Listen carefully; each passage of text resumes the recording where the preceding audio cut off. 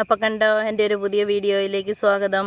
ഇന്ന് ഞാൻ ഒരു ചെറിയ പൂവാവക്കൂണ് രാവിലെ കിട്ടി. അപ്പോൾ ഒരെണ്ണം കൂടെ കിട്ടുമെന്നറിയാൻ വേണ്ടി പറമ്പിക്കട നടന്നു. അപ്പോൾ എനിക്ക് ഒരെണ്ണം കിട്ടി. ഇന്ന് 2 പാവക്കൂണായി. അപ്പോൾ ഇതിനെ ഇന്ന് നമുക്ക് കറിയാക്കാം. കൂടാതെ ഒരു പാവയ്ക്കയും കൂടെ കിട്ടി. അപ്പം ഞാൻ 2 മുളകും പറിച്ചുകൊണ്ട് വന്നു. ഇഞ്ചിയും എടുത്തു, ഉള്ളിയും തേങ്ങയും എടുത്തു. തേങ്ങ അത് മുഴുവൻ ആവശ്യമില്ല, നമുക്ക് പാകത്തിനെടുക്കാം. അപ്പോൾ ഇന്ന് ഈ കറി ഉണ്ടാക്കുന്നത് എങ്ങനെയാണെന്ന് നോക്കാം.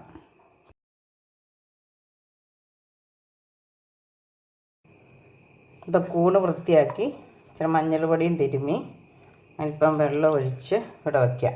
ഇനി നമുക്ക് പാവയ്ക്കയും ബാക്കി കാര്യങ്ങളൊക്കെ റെഡിയാക്കിയിട്ട് വന്ന്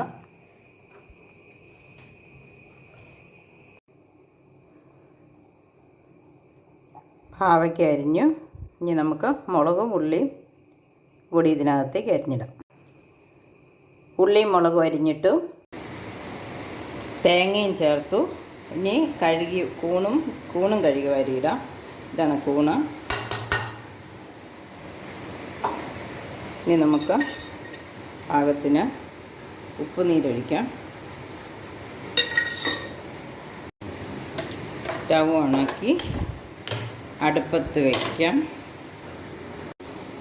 മൂടി മാറ്റി ആവി വന്നൊന്ന് നോക്കാം. ഇളക്കിയിടാം. ഒരൽപ്പം ഇഞ്ചി അരിഞ്ഞതും ചേർക്കാം.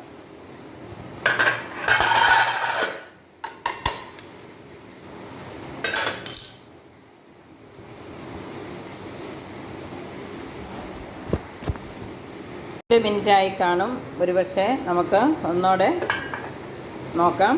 ഒരൽപ്പം കറിവേപ്പിലയും ഇട്ടു ഇളക്കി നോക്കാം.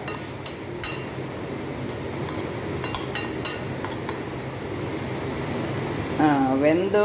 ആവിയൊക്കെ നല്ലപോലെ കയറി വെന്തിട്ടുണ്ട്. ഒരു പൊടിക്ക് ഉപ്പ് കുറവുണ്ട്.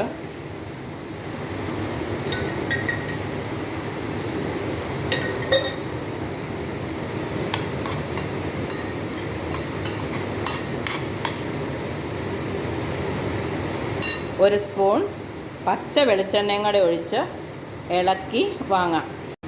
ഞാനിത് ആവിയിൽ വേകാൻ വേണ്ടി ഒന്ന് തട്ടിപ്പൊത്തി വെക്കുകയാണ്. കൂട്ടി ഇനി നമുക്ക് നോക്കാം. അത് കണ്ടോ, അത് നന്നായിട്ട് ആവി കയറി വെന്തു. എൻ്റെ വെള്ളമൊക്കെ പറ്റി നന്നായി വന്നിട്ടുണ്ട്.